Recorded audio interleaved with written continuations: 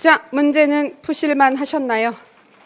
그죠? 어렵지 않았죠? 쓸만 하셨죠? 제가 그랬잖아요. 쓸만 할 거라고. 그래서 난이도 조절이 스스로 잘 된 것 같다며 기뻐하고 있었는데 또 역시 그것도 저의 오만이라 아까 돌아다니면서 몇 개를 봤는데 그렇지 않은 경우도 있어서 그럴 수도 있겠다.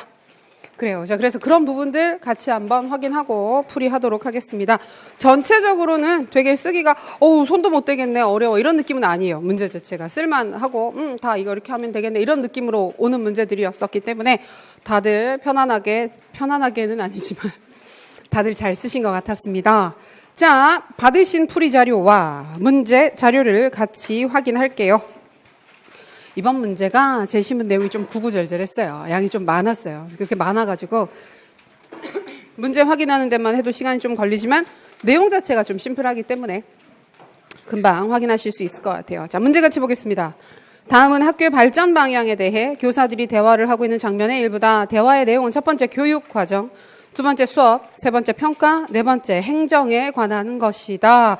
아주 우리가 자주 확인을 하는 행정, 과정, 평가, 더하기, 교수 쪽으로 지금 문제를 출제를 해서 쌤들 공부 많이 하신 영역이기 때문에 확인하기가 좀 편하지 않으셨을까. 그리고 저희 수업 들으셨던 쌤들 같은 경우에는 뭐는 쓰셨어야 됐을까요? 호의와 타터. 는 솔직히 좀 쓰시면서 야, 공부한 보람이 있구나. 나의 단기 기억. 그러면서 그것이 비록 장기 기억으로 전이가 안 될지라도 그죠? 오늘 잠깐 즐거웠어. 라는 기분으로 쓰셨어야 되는데 헷갈리죠. 근데 보시면서 맞아 좋은 얘기가 있고 맞아 호의와 타터, 그림 이러면서 넘어가셨으면 교육자까지는 쓰기가 조금 힘드셨을 수도 있어요. 자, 그래서 주제를 네 가지를 활용해서 학생이 행복한 학교를 위한 실천 방안이라는 주제로 논하시오라고 했는데 제가 맞아요. 실천 방안 얘기를 하면서 명확한 주체 얘기를 안 하셔서 아까 쌤 한 분이 질문을 주셨습니다. 학생이 행복한 학교를 위한 실천 방안이라고 하는 게 혹시 학생이 이 학교를 만들기 위한 실천 방안을 쓰라고 하는 거냐. 이게 학생이 주체가 되어서. 근데 만약에 혹시나 실제 시험에서도 뭐한데? 라는 생각, 그런 생각이 잘 안 드는 문제이긴 한데 혹시 그런 생각이 드시게 되면 상식적으로 접근하시는 게 좋아요. 학생한테 뭔가 학생이 주체적으로 나서서 뭘 해야 되는 걸 물어보진 않을 테니까 보통 교사나 학교나 그런 접근으로 물어볼 가능성이 높기 때문에 이제 그런 일반적인 접근으로 들어가 주시면 좋을 것 같아요. 자, 그리고 배점 보겠습니다. 내용 부분. 김 교사가 먼저 강조한 내용과 관련되는 교육과정의 명칭을 써라. 이거 쉽게 찾으셨죠? 그리고 이 교육과정을 조직하는 방법의 명칭과 개념을 쓸 거. 이게 좀 지금 보니까 다른 거 많이 쓰신 것 같아요. 돌아다니면서 봤을 때 여기에서 다른 답안들이 많이 나왔습니다. 지식의 구조 많이 쓰셨더라고요. 근데 학문중심 교육과정에서 우리가 핵심적인 사항들 몇 개 짚고 넘어갈 때 지식의 구조는 항상 내용이다. 교과 내용이다. 가르치는 내용이 핵심이 되는 겁니다. 밑줄 친 부분과 관련되는 교육과정의 명칭을 써라. 이러한 교육과정이 발생하게 되는 원인 한 가지를 제시문에서 찾아 서술할 것. 이제 우리가 이거 발생하게 되는 원인 자체를 여러 가지로 우리가 얘기를 했어요. 교사가 발생시키게 되는 경우들을 살펴보게 되면 의욕 부족, 무직이랑 무직은 되게 다르네요. 그죠? 무지와 타성 등등이 있었는데 그 중에서 제시문과 관련되는 사항을 최대한 찾으시면 되는 문제였습니다. 항목 자체가 딴딴딴 구분되어 있어서 쓰기 어렵지 않으셨을 것 같고 두 번째, 이 교사 발언에서 찾을 수 있는 구성주의 교수 이론의 명칭을 쓰라. 자, 이거는 저는 최대한 맞춰드린다고 맞췄는데 또 아까 봤더니 아니더라고요. 아니어서 혹시 다른 쪽으로 쓰신 쌤들은 이거 기억나실 거예요. 왜냐하면 이 이론 설명을 할 때 항상 제가 옆에서 같이 설명하는 이론이에요. 두 가지 헷갈리기 때문에. 그래서 많이들 틀리셨는데 잘 틀리셨어요. 말이 좀 이상한데요. 잘 틀리셨습니다. 라고 하는 게 왜 애들이 잘했다 하는 것처럼 그 느낌이 절대 아니고 헷갈릴 만한 이론이기 때문에 헷갈릴 때는 틀려야 돼요. 틀려야 다음번에 실제로 절대 틀리지 않습니다. 그래서 좀 이따 한 번 더 확인하시고 이 이론을 적용한 수업 상황에서 활용할 경우 효과적인 동영상 자료의 형태를 서술을 해라. 그래서 동영상 자료를 만들어서 주려고 한다. 이 수업에서 어떤 동영상 자료를 쓰면 좋을까? 이게 우리 객관식 문제에서 풀었던 거예요. 그래서 저희 월요일 수업 들었던 쌤들 같은 경우에는 친근한 걸, 내가 봤던 문제에서 많이 보이는 거 이런 부분들이 몇 개가 있긴 있었을 거예요. 근데 얘는 좀 의미가 있어서 중요한 부분이라서 문제로 다시 한 번 더 살려봤습니다. 그리고 밑줄 친 가나에 해당하는 각각의 동기 증진 요소를 각각의 밑줄 쳐놨죠. 또 혹시나 묶어서 하나로 쓰실까봐. 그죠? 각각의 동기 증진 요소를 켈러의 동기 이론에 근거해서 명칭과 그 이유를 서술을 해라. 요거는 어떤 형식으로 출제를 한 거냐면 작년도 그 시험에서 가드너 영역이 있었죠. 가드너 물어보면서 C 학생한테 적합한 과제가 뭐예요? 그리고 이유를 쓰세요. 근거를 쓰세요라고 했죠. 그랬을 때 근거 부분을 놓치고 못 쓰신 분들이 좀 많아가지고. 근데 보통 뭐에 근거를 쓰라 그러면 그 제시문 내용도 제시문 내용이지만 관련되는 이론과 연관되는 사항을 쓰는 게 보통 근거가 될 수 있어요. 그러면 이번 문제에서는 먼저 ARCS라고 하는 4가지 요소로 해당하는 요소를 찾고 그 다음에 우리 각각의 요소들 기억하죠. 세부 전략들 확인을 했잖아요. 그러면 그 중에 세부 전략에 해당하는 게 이것이기 때문에 이번 문제에 해당하는 사례는 이것입니다. 라고 제시를 하는 것이 가장 적합한 그 접근이었는데 그렇게 안 쓰시고 앞에 요소 부분에다가 하위 전략 쓰시고 이유는 제시문에 이러이러한 사항들이 있지 않습니까? 라고 쓰셨어도 괜찮습니다. 그 앞에 ARCS 구분 자체가 있었으면 괜찮아요. 근데 좀 이따 보긴 하겠지만 ARCS 얘기 없이 바로 다양성 전략입니다. 안 돼요. 안 돼요. 항상 절대 안 돼요. 이게 A나 R이나 이런 부분들을 한정하고 물어보는 경우에는 하위 전략만 쓰실 수도 있지만 그게 없는 상태에선 반드시 상위 전략이 우선입니다. 자, 박교사 발언을 읽고 다에 해당하는 교육평가 유형의 명칭을 쓴 후 문제점 2가지 제시하고 이거 쓸 때 가장 즐거우셨죠. 그래서 눈 감고도 쓰겠다. 이런 느낌으로 쓰셨죠. 어쨌든 이런 얘기를 또 경솔하게 하면 안 돼요. 게다가 오늘은 제가 답안 확인도 못 하는데 확인하고 나면 나중에 사과라도 하잖아요. 아니요, 죄송합니다. 이거 얘기를 하는데 제가 이렇게 얘기를 하고 나면 상처받으실 수도 있어요. 나는 못 썼는데 하시는 분이 있으시면 괜찮습니다. 다시 한 번만 더 확인하세요. 근데 얘는 틀리면 큰일 나는 영역이에요. 어쩌라는 건지 알 수 없지만 이런 걸 들으면 시험에서 이제 안 돼요. 절대 안 돼요. 이런 것들은 절대 틀리시면 안 돼요. 자, 그리고 이어서 라에 해당하는 교육평가 유형의 명칭을 쓰자. 평가 영역을 최대한 좀 평이하게 접근을 해서 좀 편안하게 진행을 하실 수 있도록 문제는 구성되었고 잘 확인하시면 좋을 것 같고 혹시 그렇더라도 틀리셨으면 라 같은 경우에는 우리가 성장지향평가, 성장참조평가 찾을 수 있는데 다른 거랑 약간 헷갈리실 수도 있어요. 그런 부분들 좀 이따 확인하겠습니다. 자, 마지막 이게 이제 공부하면 쓰고 안 하면 못 쓰는 문제의 대표적인 유형입니다. 그래서 호이마 타터의 참여적 의사결정 참여 모형 관련되는 부분들이었는데 오늘 수업을 마침 했었기 때문에 이거 좀 쉽게 접근을 하셨을 거예요. 이게 한 2주만 지나도 그죠? 2주만 지나도 적절성인가 관련성인가 둘 중에 하나인데 브리지스가 적절성인가 관련성인가 이런 식으로 헷갈리기 시작하고 그다음에 한계 영역이 있는 거였나 없는 거였나 관련성이 있으면 관련성 한계인가 아닌가? 그게 없다는 얘기인가? 끝없이 헷갈리죠. 그리고 마지막에 나오게 되는 그 역할을 써라라고 하는 부분은 이제 외우더라도 자꾸만 까먹을 수 있는 부분이 있기 때문에 조심하셔야 됩니다.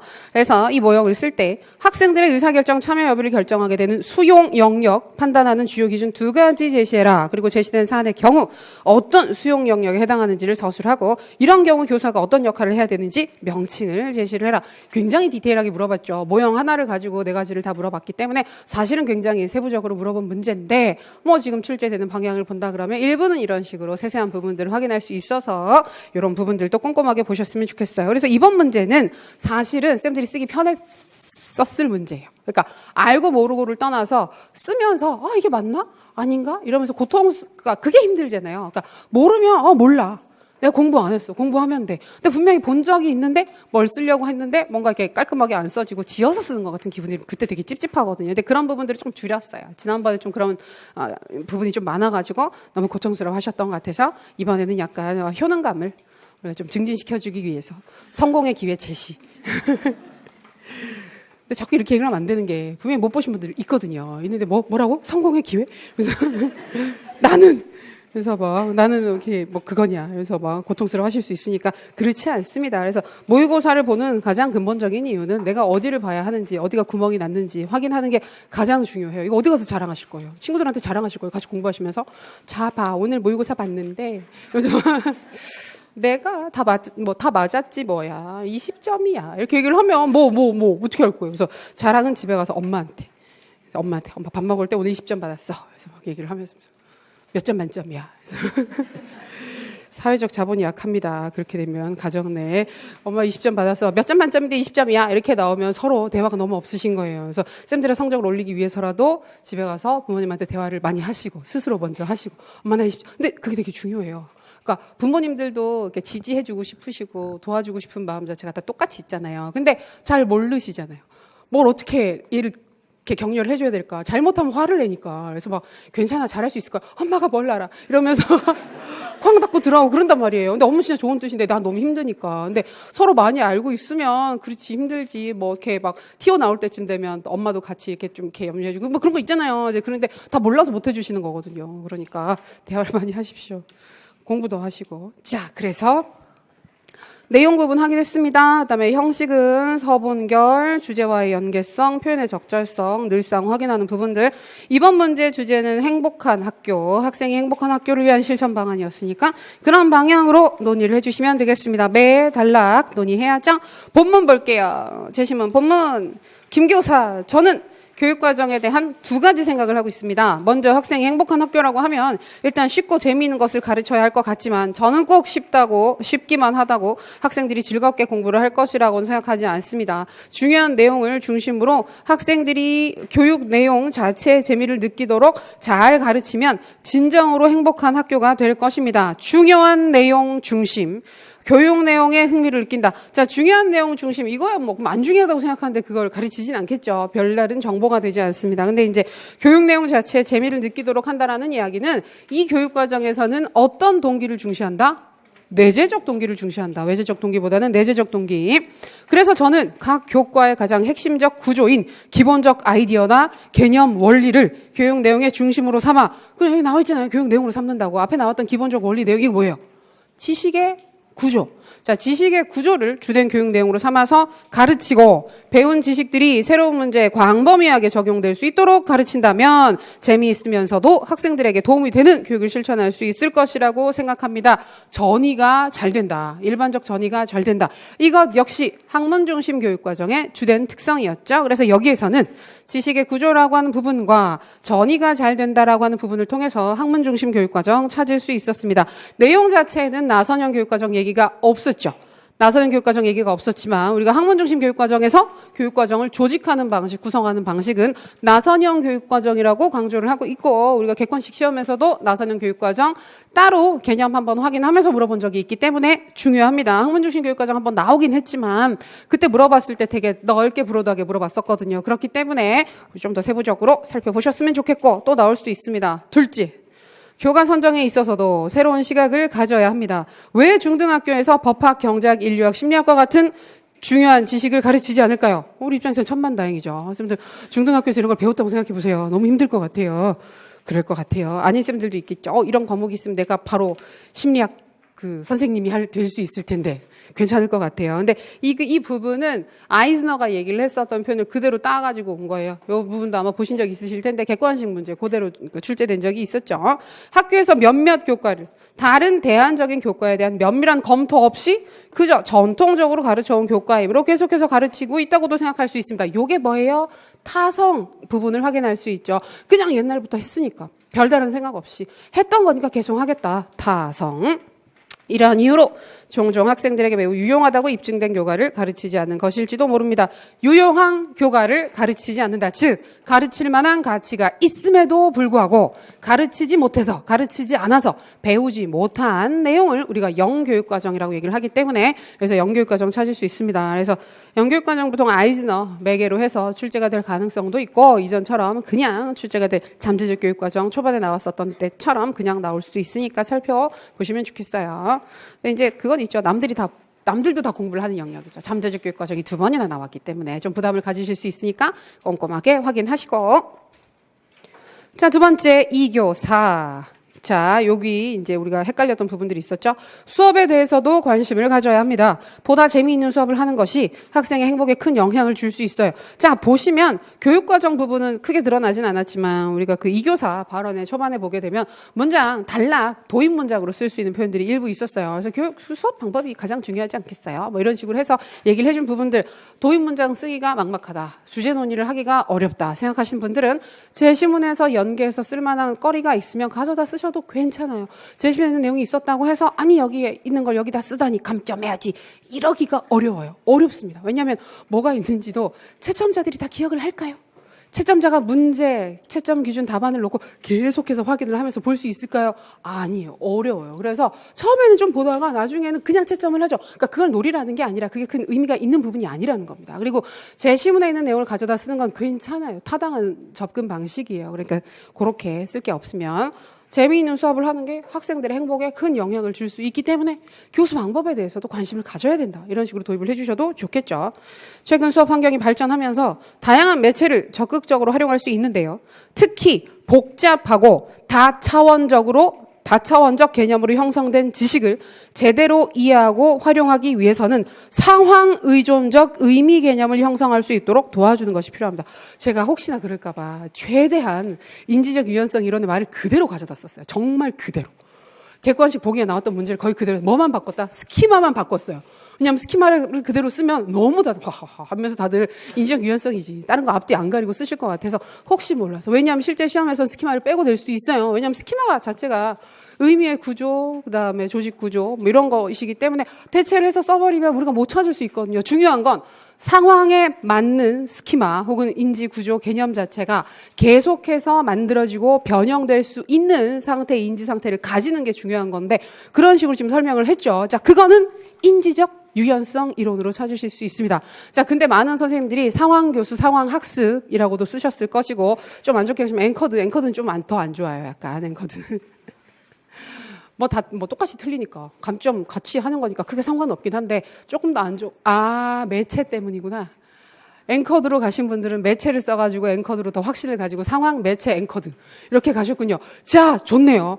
좋은 포인트를 찾았습니다. 자, 우리가 형성평가를 할 때 되게 중요한 게 오개념이 형성될 수 있는 부분을 찾을 수 있는 문제를 출제를 하는 게 되게 중요하거든요. 근데 원래 그걸 의도를 하고 가야 되는데 전 그렇게까지 의도를 하진 않았어요. 사실은 의도했다고 얘기를 하면 더 좋을 것 같은데 그건 사실이 아니니까. 근데 앵커드를 그러니까 그렇게 잘못 찾으시는 경우들이 있어요. 그냥 매체가 있네, 상황이 있네, 앵커드로 가야지. 그러니까 이게 키워드 중심으로 이해 없이 공부를 하시고 그냥 딱딱 찾아버리시게 되면 내용이랑 상관없는 방향으로 가시는 경우들이 제법 있어요. 그래서 그거 되게 조심하셔야 돼요.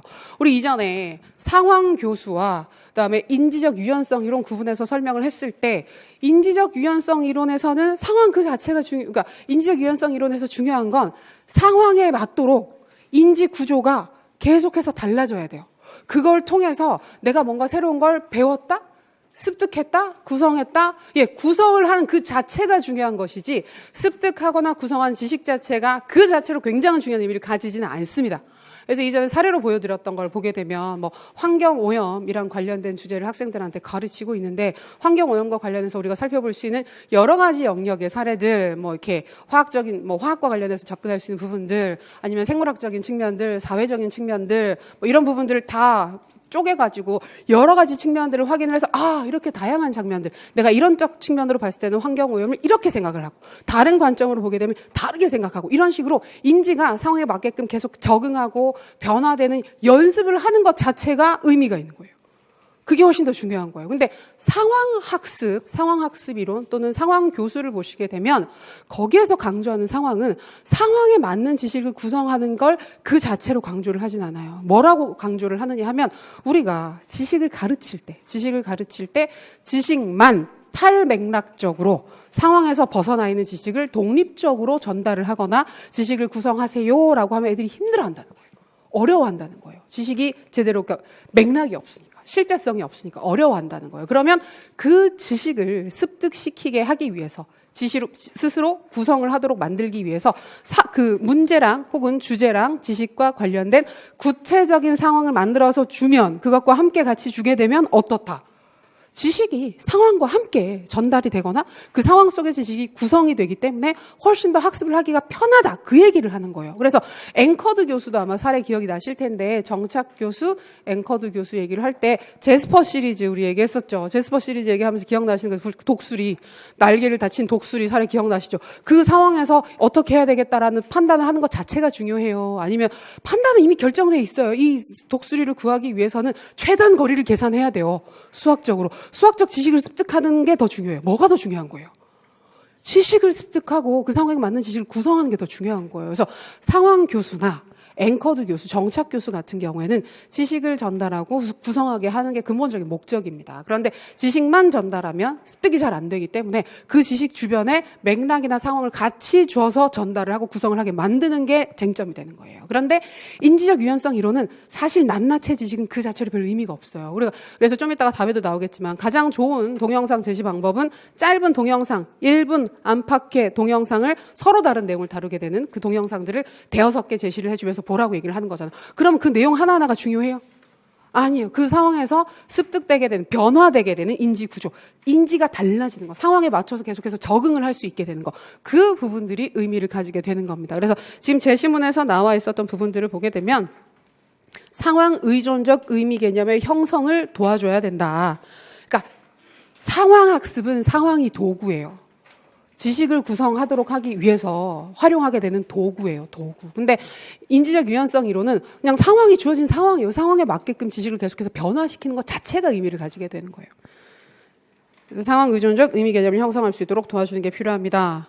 그래서 이 부분에서 인지적 유연성 이론을 찾을 수 있습니다. 그리고 정착 교수 같은 경우에는 그래서 지식을 습득을 할 때 지식 자체만 전달하는 것보다는 지식을 잘 구성하고 습득할 수 있는 구체적인 상황을 함께 제시해 주는 게 좋은데 그 상황 자체가 이야기로 전달될 수도 있고 근데 만약에 이야기로 전달된다 그러면 그 지식과 아주 깊게 연관되어서 그 이야기 속에 그 지식 자체가 완전히 정착될 수 있을 정도로 깊은 의미를 가진 상황을 만들어서 준다라고 설명을 하거나 그보다 편하게 접근을 하게 되면 그 상황을 좀 더 구체적으로 학생들이 느끼고 경험을 할 수 있는 매체, 다양한 매체를 활용을 해서 상황의 실제성을 증진시켜주는 것이 도움이 된다. 이런 식으로 들어가게 되는 거예요. 좀 차이가 있죠. 인지적 유연성 이론이랑. 근데 그걸 떠나서도 여기 보면 그 상황 의존적 의미 개념, 그 다음에 복잡하고 다차원적 개념, 여러 가지. 특히 인지적 유연성 이론에서도 보면 전제가 몇 가지인데 그 중에 하나가 단순한 개념은 인지적 유연성 이론으로 가르치는 게 좋다, 나쁘다. 나쁘다. 필요 없다, 의미 없다라고 얘기를 했어요.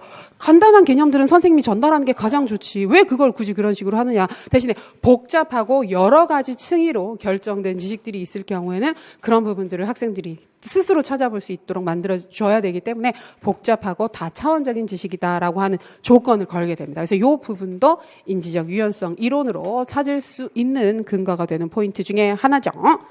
그래서 길게 얘기를 했지만 여기에서 인지적 유연성 이론 찾으실 수 있었고 그다음에 아까 인지적 유연성 이론에서 제시하기 좋은 동영상 자료의 형식은 뭐냐 그러면 하이퍼 미디어 많이 쓰셨을 거예요. 하이퍼 미디어. 근데 하이퍼 미디어도 완전히 나쁘진 않은데 조금 아쉬운 거고 하이퍼 미디어를 활용해서 아니면 여러 개 짧은 보통 1분 안팎의 짧은 동영상을 여러 개 보여준다. 그래서 뭐 소규모의 다양한 예를 동영상으로 제시해서 만들어서 제시해준다. 그것도 괜찮습니다. 자, 이어서 악스. 악스는 이거는 굉장히 쉽게 찾으셨으리라 믿습니다. 아까 말씀드렸던 것처럼 서술 방식을 어느 수준으로 어디까지 써야 되는가가 늘 고민인 부분인데 자, 수업 동기를 향상시키기 위한 노력을 수업 설계 및 진행 과정에서도 해야 합니다. 하나의 수업 상황에서도 한 가지 수업 방법만 쓰는 게 아니라 강의법, 토의법, 협동학습법, 자기주도학습법 등 다양한 수업 방법을 사용해서 학생들의 동기를 향상시킬 수도 있죠. 보통 일이 아니겠네요. 이걸 다 쓰라 그러면. 근데 보통 두세 가지 정도는 쓰시죠. 그래서 우리 이거는 뭐 그때도 얘기했었지만 우리가 2차 수업 시험 준비하신 쌤들 같은 경우에는 하나 수업에서 보통 조건들이 몇 가지가 걸려있으면 교수 방법들 계속 변화되는 거 들어가잖아요. 이제 그런 부분들이 실제로 연계가 되는 겁니다. 그러니까 A, R, C, S 중에서 제일 먼저 A, 주의 집중 요소 중에서도 다양성 전략을 활용하게 되는 거죠. 이랬을 때 문제에서 별다른 이야기가 없으면 먼저 뭐 주의 집중 전략 중 세부 사항을 찾아라 이렇게 물어보는 게 아니라 그냥 액세스 찾으라 했죠. 그러면 반드시 상위에 있는 주의 집중 얘기를 하셔야 돼요. 그게 일단은 전략에 들어가요. 그래서 주의 집중 전략에 해당한다. 왜냐하면 다양한 교수법을 쓰게 되는 다양성 전략을 쓰고 있기 때문이다라고 그것을 근거로 서술을 해주시는 게 안전하죠. 근거를 한 번 더 쓰라고 했으니까.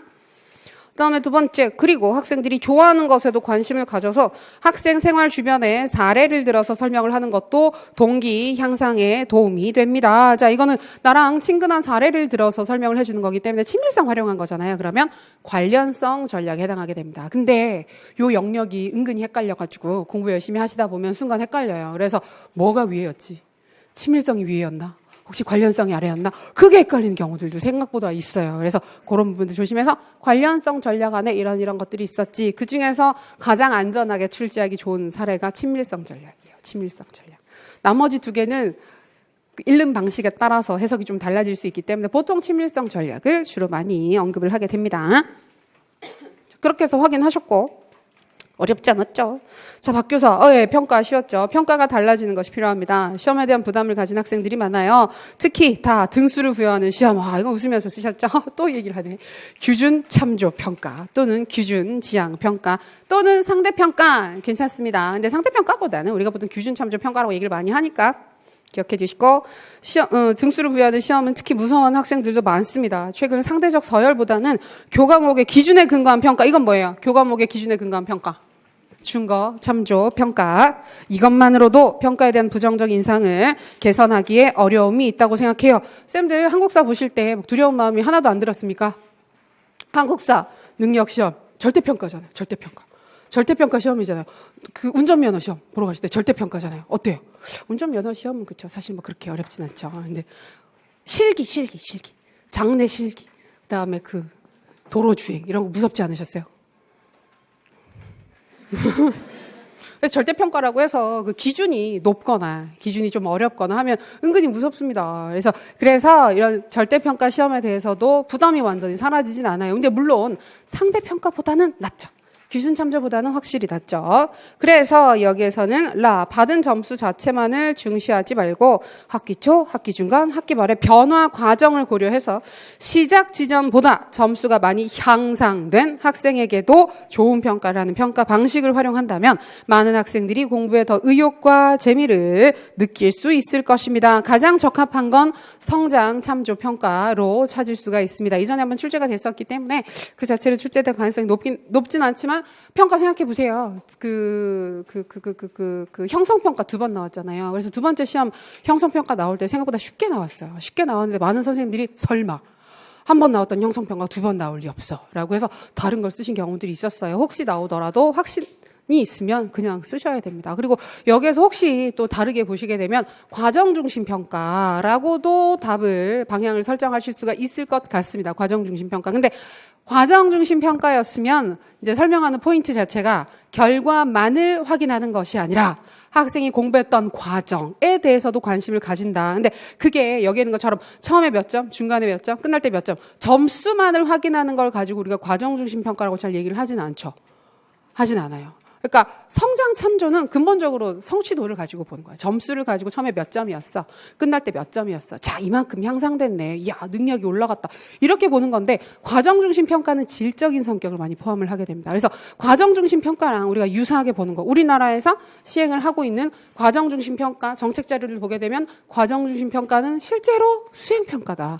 수행평가랑 크게 다르지 않다. 이 얘기를 하죠. 그랬을 때 거기에서 과정을 본다라고 하는 건 중간에 점수가 몇 점 변화됐어요만 얘기를 하는 건 절대 아니고 어떤 방식으로 공부를 했어요. 어떤 어려움이 있었는데 그걸 어떻게 극복했어요. 정말 그 내용이나 과정 자체에 관심을 가지게 되면 그게 이제 과정 중심 평가라고 우리가 얘기를 할 수가 있겠죠. 그래서 그런 부분들이 있기 때문에 요거는 과정 중심 평가라고 찾기가 조금 어렵습니다. 좀 더 수행 평가 냄새가 나야 되는데 그 과정 중심 평가 같은 경우에는 그 자체를 답으로 요구하기에는 조금 애매한 측면이 있어서 좀 조심스럽게 보시면 좋겠습니다. 이제 그렇게 해서 찾으셨고 여기에서 앞에 보면 등수를 부여하는 시험을 특히 무서워한다. 이런 얘기들이 있었기 때문에 상대평가의 한계나 문제점을 지적을 하실 때 알고 있는 사항들 중에서 이런 부분들 연계해서 서술하시면 될 것 같고 마지막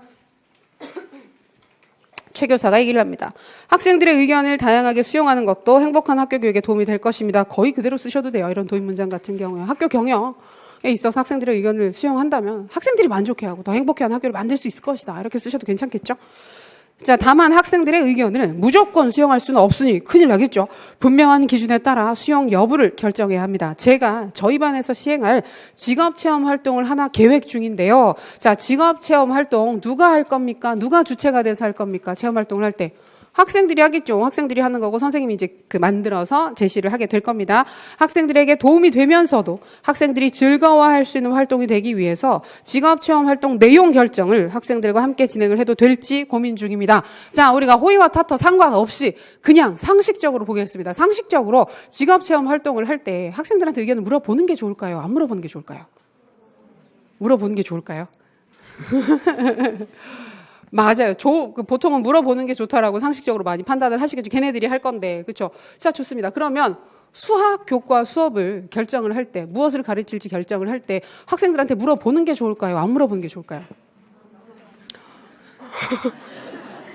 왜 뭐가 지금 수학이랑 지금 직업체험 활동이랑 왜 차별하시는 건데요? 그래서 또 애들이 좋아하는 것만 해야지. 여기에서 우리가 좀 생각을 해야 되고 실제로도 이건 조심을 해야 돼요. 실제로도 직업체험 활동이니까 애들이 뭐 다 좀 좋아하는 걸 하면 무조건 좋지 않겠어? 좋아하는 걸 하면 무조건 좋을까요? 애들이 하고 싶어하는 걸 무조건 하면 좋을까요? 그게 되려면 그러니까 그런 식으로 애들이 좋아하는 걸 해야 의미가 있겠지. 이런 식으로 판단이 되려면 정말 애들이 잘 아는 분야라야 돼요. 걔네들이 잘 알고 전문적인 지식을 확실히 가지고 있는 상태에서 뭔가 확실한 방향을 제시해 줄 수 있는 문제일 때는 참여를 무조건 시키는 게 의미가 있겠죠. 근데 방금 사례처럼 아까 수학 얘기를 해놓고 보니까 찝찝한데 유도신문에 걸렸구나. 이런 느낌을 받으시게 되겠죠. 그래서 이 부분 역시 아이들이 하기는 하는데 직업 관련해서 진로 지도나 진로 교육 관련해서 학생들이 전문적 지식이 있어요, 없어요? 진짜 없어요. 정말 몰라요. 선생님도 사실 그렇게까지 잘 안다고도 볼 수 없을 정도로. 그래서 잘 모르는 부분이라서 그런 부분들이 선생님이 이제 잘못 판단하게 되면 뭘 하기는 되게 많이 해요. 활동도 되게 많이 하고 했을 때 되게 즐거워해요. 근데 그걸로 끝인 경우. 즐거워하기만 하고 끝나는 경우들이 있잖아요. 그래서 직업 체험하는 테마파크들 많잖아요. 가서 다들 엄청 즐겁게 놀고 왔는데 뭐 아무것도 달라진 게 없어요. 가서 막 이렇게 저 아직 기억나는 게 저 애기 되게 어렸을 때 거기 갔었거든요. 그때 막 되게 유행이라 가지고 가면 체험 활동 하는데 막 1시간, 2시간씩 기다려 가지고 막 그때 욕심이 막 치밀어 올라 가지고 막 치과 체험해. 치과. 그래서 막 줄이 너무 긴 거예요. 줄이 너무 길어가지고 뭐라도 비슷한 걸 해보자. 그런 식으로 해가지고 저기 어딘가 지금 제약회사에서 뭘 하는 게 있는데 갔더니 애기 우유 주는 거 체험을 하더라고요. 인형에다가 수유 체험을 했어요. 남자인데 얼핏 보니까 뭔가 의료 쪽인 것 같아가지고 일단 들어가라. 이렇게 해가지고 하고 체험하고 나왔는데 나중에 들어보면 아무것도 기억나지 않는다. 소방관 체험도 하고 다 했는데 아무것도 기억나지 않는다. 그러니까 즐겁긴 했는데 아무 의미가 없었다. 갑자기 착잡한데 너무 오래전 일이라 사실 저도 잘 기억이 나지 않습니다. 그래서 너무 일찍 갔어요. 말도 잘 못하는 걸 데리고 와요. 자, 그래서 여기에서는 그런 상식적인 수준으로 봐도 대략 방향성이 나오긴 하지만, 그러니까 그런 부분들을 결정을 할 때 호의와 타터나 또는 좀 더 쉬운 브리지스 이론도 있잖아요. 그래서 브리지스나 호의와 타터 이론을 통해서 접근을 할 수 있을 것입니다. 근데 사례를 방금 보셨던 것처럼 학생들이 실제로 할 일이니까 뭐는 있다?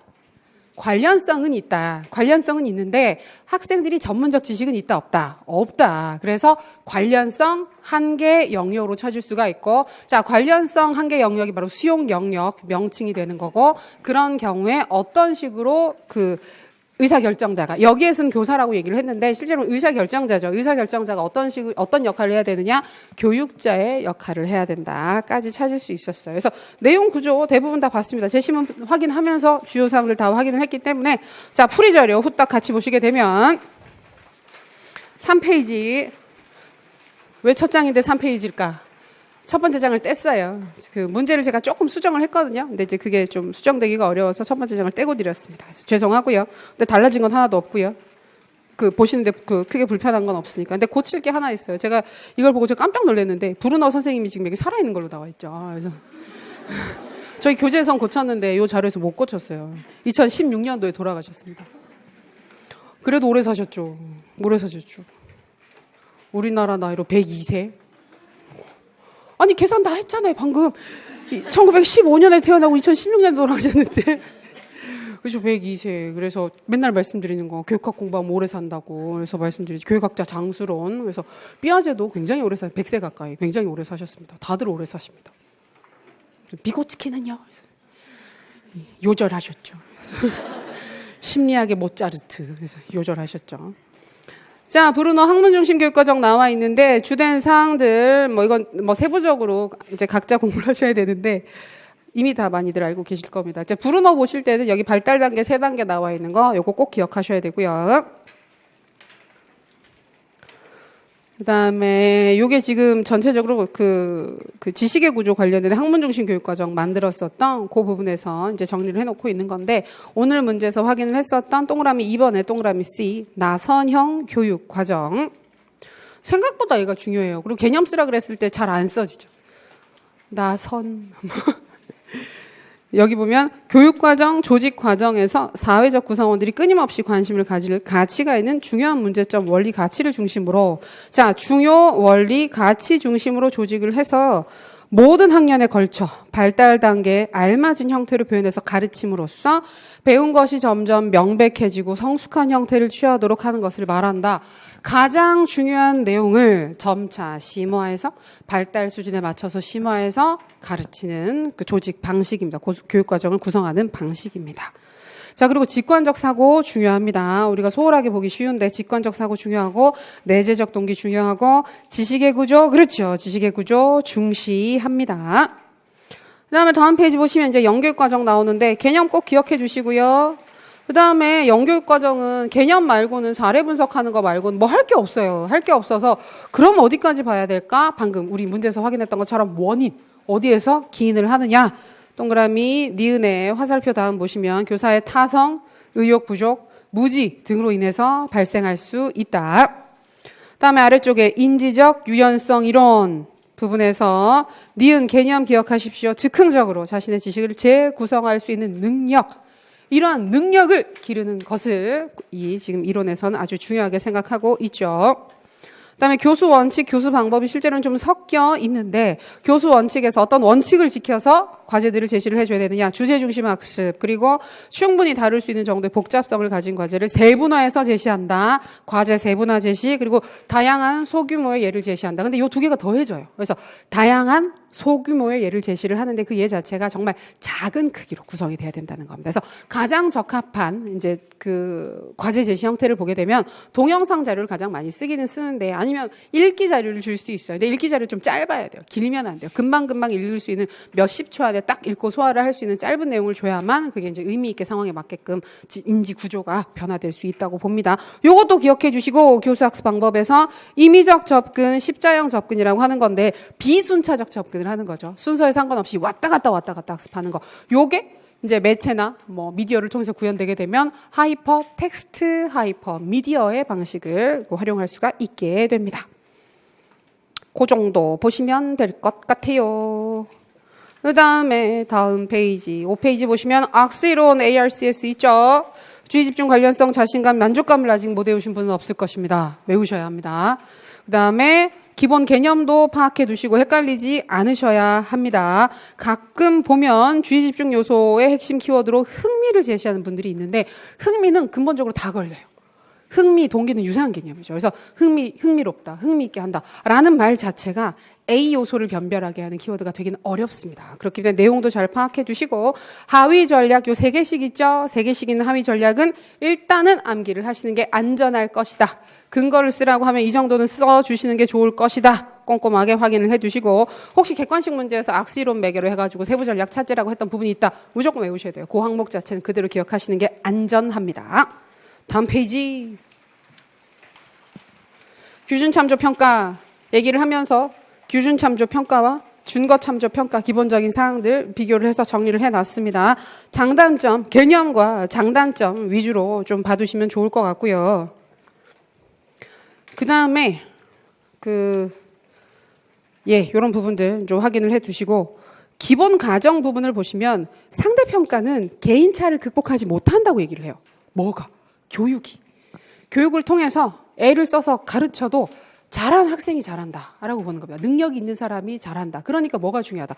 선발, 선별, 변별을 하는 게 중요해지게 되는 거예요. 누가 잘하고 누가 못할지 변별을 하는 게 중요해지게 된다. 그런 관점을 가지고 있어서 예전에 이전에 준거참조평가 문제 나왔을 때 이제 개인차란 무엇이냐라고 얘기를 했었을 때 준거참조평가에서는 개인차는 학습을 통해서 극복할 수 있는 것이다. 특히 뭐 속도의 차이일 뿐이다. 학습을 하는 속도의 차이일 뿐인데 이런 세부적인 부분까지 물어본 적이 있었죠. 그래서 상대평가는 그 자체로 크게 지금 평가 상황에서 중요하지는 않기 때문에 그런 부분들까지 물어볼 가능성은 없지만 일단 세세한 사항들 봐두시고 특히 단점 중심으로 왜 우리 평가 상황이 우리 교육 상황이 상대평가 지향하는 쪽으로 정책들이 많이 가고 있기 때문에 왜 우리가 지금 상대평가를 못하는지 하면 안 되는지를 타당화하는 문제 상황들이 더 많을 거예요. 그래서 그런 부분을 꼭 확인해 두시고 성장지향평가, 능력지향평가는 개념도 같이 한 번만 더 확인해 두십시오. 출제가 됐지만 그래도 혹시 모르니까. 그리고 호의와 타터 아까도 슬쩍 확인을 했었지만 참여 허용 기준을 판단을 하는 그래서 여기에서 우리가 그 상황 자체의 수용 영역을 판단하는 기준은 관련성과 전문성이라고 하는 두 가지 요소입니다. 그걸 가지고 수용 영역 밖에 있다. 관련성 1개, 전문성 1개, 수용 영역 안에 있다라고 한 4가지 영역을 구분을 하죠. 요 4가지가 수용 영역이에요. 4가지가 수용 영역인데 의사결정에 참여시키는 방식은 또 다르죠. 어디에서 갈라지게 되는 겁니까? 수용 영역 바깥에 있는 영역, 즉 관련성과 전문성이 모두 있는 경우에는 추가로 하나의 변수를 더 보죠. 그게 신뢰 수준인데 구성원의 지도자에 대한 신뢰 수준이다를 한 번 더 보시면 됩니다. 그러니까 신뢰 수준이 높으면 전면 참여를 시키는 거고 신뢰 수준이 낮으면 부분적 참여를 시키는 것으로 이제 참여 방식을 결정하게 되죠. 그래서 그거 수용 영역 바깥에 있는 경우 신뢰가 있다 없다를 가지고 참여시키는 부분 갈려지는 거까지 확인을 해두시고 학교장의 역할은 암기를 하시는 게 좋습니다. 근데 오늘 수업에서 말씀드렸던 것처럼 학교 내에서 벌어지는 여러 문제들 그다음에 교장의 입장에서 봐도 그렇고 교사 입장에 봐도 그렇고 대부분의 경우는 관련성 한계 영역일 가능성이 높다. 그렇기 때문에 특히 그 세트는 쭉 따라가서 한 세트 다 기억을 해두시면 좋겠습니다. 브리지스도 기억을 해두시면 좋겠습니다. 자, 예시개요 부분. 서로는 편안하게 쓰셨죠. 행복한 학교, 학생들이 즐거운 학교였으니까 크게 어려운 주제 아닙니다. 학생들이 행복하면 좋죠, 뭐, 그죠? 왜 좋은지만 타당화해 주시면 됩니다. 학생들이 행복한 게 왜 좋은가 답이 빨리 안 나온다 그러면 나는 과연 좋은 교사가 될 수 있을까? 학생들이 행복하면 좋죠. 그렇죠? 좋은 이유들 여러 가지 들 수 있잖아요. 자, 그래서 편안하게 한번 생각해 보시면 좋겠고 자, 서로 그래서 도입 부분 보시면 우리 교육의 질적 수준이 향상되면서 학생이 행복한 학교 교육에 대한 관심이 함께 높아지고 있다. 맞아요. 예전에는 학생의 행복은 안 중요했어요. 왜냐하면 정말 전체적인 질적 수준 자체가 너무 낮기 때문에 학습 목표에 도달하게끔 가르치는 것도 너무너무 힘든 거예요. 근데 우리가 교육과정 변천 과정을 보게 되면 교육 목표에 도달하기 시작한 시점부터 즉 언제 우리가 피사 시험 봤을 때 피사 평가하게 되면 그 세계 최고 수준으로 우리나라 학생들이 공부를 잘한다라는 게 판정이 된 그 시점부터는 목표 달성했다. 우리는 제일 잘한다. 우리나라 학생들이 제일 잘한다. 그 다음에 관심을 가지는 건 효율성이라고 그랬어요. 효율성. 근데 우리 너무 많이 하고 있지 않느냐. 목표에 도달했는데 너무 많이 공부를 시키고 있지 않느냐. 그럼 수업 실수를 줄이죠. 그래서 공부 개정부터 그 즈음부터 해가지고 수업 실수 감축이 나타났어요. 이제 그랬는데 그래서 우리가 효과성도 효율성도 이제 달성을 했단 말이에요. 실제랑 상관없이 달성을 했다고 볼 수가 있겠죠. 그러고 나면 관심을 가지게 되는 게 매력성이에요. 매력성. 그럼 애들이 좀 더 행복했으면 좋겠다. 그래서 이거 얘기하면서 그때 계속 얘기했잖아요. 맨날 OECD 나오면 맨날 얘기를 하니까 OECD 가입 국가 중에서 학생 행복도 청소년 행복 지수가 가장 낮다. 우울감이 가장 높다. 근데 가장 큰 원인은 근본적으로 학교 쪽이랑 연관되어 있으니까 좀 더 행복했으면 좋겠다. 그래서 2015에서 행복한 학교, 행복 교육 얘기들을 강조하게 되는 거예요. 그래서 그런 부분들 우리 수준이 높아졌기 때문에 행복한 학교 교육에 대해서도 관심이 우리가 가질 수 있는 상황이 됐다.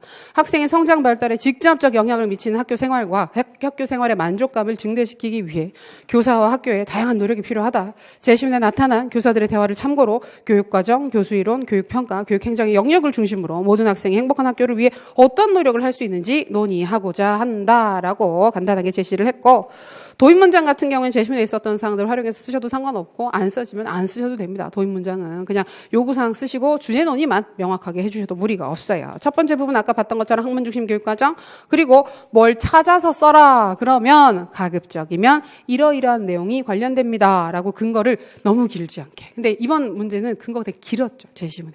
되게 길어서 다 쓰게 되면 우와 어디까지 쓰라는 거야 이런 기분이잖아요. 줄여서 쓰셔도 돼요. 일부만 가지고 와서 지식의 핵심 원리인 구조를 강조하고 있다는 부분이 학문 중심 교육과정으로 확인이 된다. 이렇게만 쓰셔도 괜찮습니다. 너무 길지 않게 쓰시고 그다음에 두 번째 이런 학문 중심 교육과정의 조직 원리는 교육과정 조직 원리는 나선형 교육과정이다. 개념 아까 읽었던 부분이니까 다시 보지 않겠습니다. 확인을 하시고 밑줄 친 부분에 해당하는 교육과정, 영교육과정 제시문 역시 근거 써주시고 발생 원인 타성 여기 보면 검토 없이 교과에 대한 검토 없이 전통적으로 가르쳐 왔기 때문에 가르친다. 이 부분이 타성과 관련된다. 주제논의, 교과의 중요한 내용을 학생의 발달 수준에 맞게 가르쳐 교과 내용에 대한 내재적 만족을 향상시키고 보다 학생의 필요에 부응할 수 있는 다양하고 가치 있는 교과를 구성하게 된다면 학생들이 배우는 기쁨을 느끼는 행복한 학교를 만들 수 있을 것이다. 교육 과정은 보통 배우는 내용, 하는 활동 자체가 학생들한테 흥미를 준다, 기쁨을 준다 이런 쪽으로 접근을 해주시면 무리 없이 논의를 하시기 좋습니다. 두 번째 인지적 유연성 파트 도입 부분들 수업이 즐겁고 재미있다면 행복할 것이다. 만족이 증가해서 행복한 학교를 만들 수 있을 것이다. 그다음에 인지적 유연성 이론, 그다음에 효과적인 동영상 자료 형태에 해당 개념이 각기 다른 관점에서 여러 사례에 적용된 1분 안팎 또는 아주 짧은 길이의 동영상 대여섯 개 정도. 보통 이걸 가장 많이 추천합니다. 이론에서 추천하는 접근이기 때문에 이 정도 봐두시고 아니면 충분히 다룰 수 있는 정도의 복잡성을 가진 과제를 세분화해서 소규모의 예로 제시를 한다. 이렇게 쓰시는 것도 괜찮고 아까 봤었던 동기 증진 요인은 자 주의 집중 요소를 쓴다. 다양성 전략, 관련성 요소를 쓴다. 친밀성 전략. 혹시 느끼셨는지 모르겠지만 이것 때문에 제가 문제를 초반에 한번 바꿨었어요. 바꿔서 동기증진 전략을 쓰라고 하다가 전략 쓰라고 하면 하위 전략 쓰실까 봐 동기증진 요소라고 바꾼 거거든요. 바꿨지만 눈치 못 채셨죠. 그렇죠? 뭐 그러든가 말든가. 그렇죠? 뭐지? 하면서 고민하면서 친밀성 써야지. 친밀성 전략 하셨는데 그런 부분들도 좀 보시면 좋겠어요. 요소인지 전략인지. 근데 그건 문제 내신 분 마음이라서 사실은 확실하진 않아요. 그러니까 요소라고 생각하면서 그냥 전략이라고 쓰실 수도 있기 때문에 그런 경우에는 그냥 제시되어 있는 사항들 최대한 끌어들여서 이해해서 쓰시면 되겠습니다. 자, 그다음에 주제 논의, 빠르게 변화되는 사회에 적합한 상황 의존적 의미 개념을 형성할 수 있는 인지적 유연성 이론을 수업에 활용한다면 필요한 지식 구성에 도움이 된다. 이렇듯 필요에 부합하는 교수 방법을 활용하고 수업 동기를 향상시키는 동기 설계를 이용하면 보다 재미있는 수업을 제공할 수 있어 학생이 행복한 학교 구성에 도움이 된다. 학생이 행복한 학교를 만들 수 있다. 자, 평가 방식 변화도 필요하다. 행복 교육 얘기를 하면 평가 얘기는 반드시 나올 거예요. 왜냐하면 학생들이 행복하지 않은 가장 큰 이유가 평가이기 때문에. 그래서 나올 텐데 여기처럼 그 규준 참조의 한계를 지적할 수도 있고, 대안적으로 성장 참조나 근데 능력보다는 성장 참조를 제시할 가능성이 높죠. 그다음에 그거 말고도 수행 평가 쪽으로 접근할 가능성도 높아요. 수행 평가. 답이 수행 평가가 될 때 행복 교육 얘기를 할 가능성도 높습니다. 같이 봐두시고. 자, 그래서 문제점 두 가지 규준 참조 평가. 경쟁과 분류를 지나치게 조정한다. 제시문에서 왜 등수 나오는 시험 부담스러워한다라는 얘기 있었기 때문에 정서적 부작용과 비인간화를 초래할 수 있다. 학교에 대한 부정적 태도를 가지게 된다. 그다음에 목표 도달 여부를 확인해 주지 못한다. 이거 많이 쓰셨겠죠. 그래서 요게 그러니까 뭐가 제일 좋으냐면 뭐 그게 될 때도 있고 안 될 때도 있긴 한데 이번 문제는 학생이 행복하다. 불행하지 않다. 이런 쪽으로 연계가 돼야 되잖아요. 근데 학습 목표에 도달하지 못하는 게 학생 행복과 연관되는 포인트가 있을까요? 있죠. 목표 도달을 해야 행복하지. 안 했는데 막 행복해요. 근데 안 했다고 불행하지는 않은데 근데 생각해보면 우리가 원래 했어야 되는 부분들을 다 못하면 싫잖아요. 그래서 그런 부분들을 연계지어서 이런 부분들 그러니까 목표를 도달하게끔 목표 도달 여부를 확인시켜주고 부족한 부분들을 알려줘서 스스로 고치고 피드백을 준다. 그렇게 된다 그러면 학업에 대한 내재적 만족 역시 증진될 수 있을 건데 그게 안 되고 있으니까 규준 참조 평가는 내가 공부를 얼마나 제대로 했는가 잘 아는가 모르는가 보다는 남들과 비교해서 얼마나 잘했나 못했나만 알 수 있는 거잖아요. 그러면 진짜 학업에 대한 만족감은 내재적 만족은 전혀 없죠. 외재적 동기만 존재할 뿐이죠. 그런 부분들 지적할 수 있겠습니다. 라에 해당하는 거 성장 참조 평가, 개념 이거 확인해 두시고 주제 논의 부분은 규준 참조 평가, 성장 참조 평가, 시험 부담이 줄어서 공부 자체에 집중할 수 있는 분위기가 형성된다면 학생 행복에 보다 기여할 수 있을 것이다. 쌤들도 학교 다니실 때 그런 생각 많이 하지 않으셨어요? 시험만 없으면 정말 행복할 텐데. 중학교, 고등학교, 대학교 때 하셨잖아요. 진짜 그런 거죠. 그래서 지금도 혹시 막 시험만 없으면 정말 행복할 텐데. 안 돼요. 자, 마지막 호의와 타터. 학생들의 의견을 반영한 학교 운영도 중요하다. 그 방안에 대해서 살펴보겠다. 그래서 관련성, 전문성. 우리 브리지스 공부를 하면 관련성 대신에 뭐예요? 적절성이죠. 그래서 그거 섞어서 쓰시는 경우들도 있긴 한데 그냥 좀 구분을 하셨으면 좋겠어요. 처음에는 어머 그걸 어떻게 구분해? 똑같은데 의미 없다 싶은데 이제 좀 되지 않으세요? 되죠. 안 되시면 한 번만 더. 그래서 브리짓은 적재성, 호이와 타타는 관련성. 두 가지 써주시고 여기선 두 가지 명칭 들어가면 됩니다. 그 다음에 수용 영역에 해당하는 거 관련성 한계 영역 또는 한계 영역에 해당을 한다. 관련성만 있다. 회색 영역은 좀 애매합니다. 왜냐하면 브리지스에서 쓰는 말이고 호이와 타터에서 그 말을 잘 쓰지는 않고 있기 때문에 한계 영역 중에서도 관련성만 있는 한계 영역이다라고 쓰시거나 관련성 한계 영역이다라고 쓰셔야 괜찮아요. 그리고 얘는 지금 다음의 항목이랑 이어지는 항목이에요. 이어지는 항목이라서 관련성 한계 영역을 틀렸다. 만약에 틀렸으면 뒤에 교육자를 맞췄어도 틀려요. 두 개가 같이 틀리는 거, 이어지는 거기 때문에. 그러니까 그걸 전제를 틀린 상태에서 내용이 맞아도 그럼 이미 잘못 알고 있다는 얘기인 거잖아요. 잘못 알고 있는 얘기이기 때문에 그거는 둘 다 점수를 빼는 게 맞습니다. 그래서 관련성 한계 영역이라고 쓰고 제시문에 관련성은 있지만 전문성이 없어서 관련성 한계 영역이다. 이렇게 써주시면 됩니다. 그리고 교사의 역할은 교육자. 그래서 요거 보면 해당 진로체험 활동에 대해서 설명을 하고 진로체험 활동 관련해 결정된 사항을 학생들이 받아들일 수 있도록 교육을 하는 역할을 수행을 했으면 좋겠다. 이렇게 얘기를 해주고 있어요. 요거는 이제 아마 그 명칭 안 쓰시고 교육자란 이름 못 쓰고 활동을 뭘 하는지만 쓰신 분들이 있으실 텐데 실제 시험에서는 그때그때 다를 겁니다. 점수를 줄 수도 있고 안 줄 수도 있는데요. 그러니까 그게 맞았느냐 틀렸느냐를 지금 판단하는 건 아무 의미가 없어요. 교육자를 써야 돼요. 선생님들 시험에서 그렇게 쓰고 집에 오면 밤에 잠이 올까요? 맞게 썼는데 교육자를 안 썼네. 맞을까 틀릴까? 물어볼 수가 없어요. 찾아가서 채점자를 찾아가서 맞나요? 틀린가요? 왜 그런가요? 우리가 답안 확인을 해도 아무런 피드백을 할 수가 없는 상황이잖아요. 시험 상황 자체가. 그래서 가급적이면 이런 문제들 나오면 명칭은 반드시 쓰시고 기억이 안 나면 어쩔 수 없이 반드시 풀어서라도 쓰셔야 됩니다. 근데 명칭도 쓰시고 풀어서 간단하게 쓰시는 게 가장 안전한 접근이다. 그리고 여기 학생들의 요구가 반영된 학교 운영을 하게 되면 학생들이 더 행복할 것이다 라고 마무리를 하시면 되겠습니다. 결론 부분. 요약하는 것과 재현하는 것입니다. 모든 학생이 행복한 학교를 만들기 위해 라는 주제 전제를 먼저 제시를 해놓고 요런 것들 확인을 했습니다. 서론에서 제시했었을 때보다는 좀 더 구체적인 사항들이 있지만 그렇다고 본문에 쓴 것만큼 자세히 쓰진 않죠. 그러니까 그 정도 쓰시면 돼요. 너무 길게 안 쓰시는 게 좋아요. 결론 같은 경우에는. 자, 학교가 단지 학업 성취도만 추구하는 곳이 아니라 혹은 학업 성취만 추구하는 곳이 아니라 학생의 전인적 성장 발달의 터전이 되기 위해서는 학생이 더 행복하고 즐거운 공간이 되어야 한다. 이를 위한 교사와 학교의 노력이 다방면에서 더욱 필요한 시점이다. 라고 아주 무난하게 늘 있듯이 어떤 답안에 써도 이상하지 않은 결론 마무리를 했습니다. 그래서 전체적으로 잘 쓰셨을 것 같은데 혹시 조금 아쉬운 부분이 있거나 아마 아예 모르진 않는데 약간 기억이 안 나셨거나 해서 좀 아쉬운 부분들이 있을 수 있습니다. 그런 부분들은 째깍 바로 그때 언젠가 다음에 볼 때 열심히 봐야지 다음은 없어요. 오늘 바로 보셨을 때 10분만 보셔도 상관없습니다. 진짜 10분만 보셔도 상관없으니까 그날 바로 끝내서 꼭 확인하시기 바랍니다. 고생 많이 하셨고 6월 달에도 고생 진짜 많이 하셨습니다. 고생 많이 하셨고 이제 7월 달부터 본격적으로 큰 공부 시작된 공부 지금부터입니다. 지금부터고 7월부터 열심히 하기 위해서 지금까지 준비를 했던 거예요. 준비가 조금 미흡할 수도 있고 아쉬운 부분이 있을 수도 있긴 하지만 얼마든지 지금부터 노력으로 모든 걸 다 할 수 있어요. 다 할 수 있어요. 할 수 있으니까 긍정적으로 생각하시면서 오늘 더 열심히 합시다. 고생하셨습니다. 네, 그렇게 하세요.